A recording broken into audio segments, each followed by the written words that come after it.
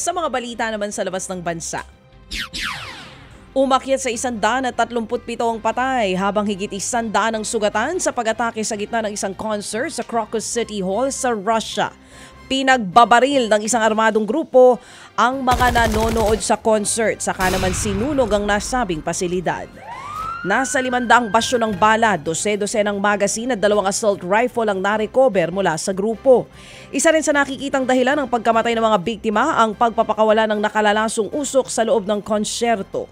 Kinumpirma ni Russian President Vladimir Putin na nasa 11 hinihinalang sangkot ang hawak na ngayon ng otoridad habang patuloy pang pinaghahanap ang ibang kasabwat. Una nang inako ng teroristang grupong ISIS ang nangyaring pag-atake sa Moskova. Itinanggi naman ng Kyiv ang pagkakasangkot nito sa nasabing krimen. Nagbabala rin itong posibleng gamitin ng Kremlin ang trahedya para umano makakuha ng simpatya sa international community. Pinirmahan na ni US President Joe Biden ang funding bill bago ang napipintong partial government shutdown ng Estados Unidos. Sa ilalim niyan, magpapatuloy ang operasyon ng US government hanggang Setyembre ngayong taon. Ayon kay Biden, makatutulong ang 67.14 trillion pesos na pondo para mapalakas ang ekonomiya at national security ng Amerika. Hindi naman bababa sa 7 ang patay dulot ng matinding pag-ulan sa Rio de Janeiro sa Brazil. Ayon sa ulat, 4 sa mga namatay ay natabunan ng lupa matapos magka-landslide sa Petropolis. Patuloy namang inaalam ng mga otoridad ang lawak ng pinsala ng nasabing kalamidad.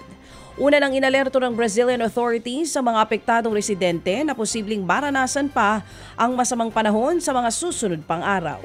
Maraming bansa ang nakiisa sa Earth Hour 2024. Nagpatay muna ng ilaw ang ilang sikat na atraksyon gaya ng Eiffel Tower sa Paris, France at Sydney Opera House sa Australia. Tumagal ng 1 oras ang naturang programa. Layo ng taunang Earth Hour na ipaalala ang kahalagahan ng pagtugon sa climate change. Ibinunyag naman ni British Royal Princess Kate Middleton na mayroon siyang cancer. Bagong anunsyong yan, 2 buwang hindi nakita sa publiko ang British royalty member.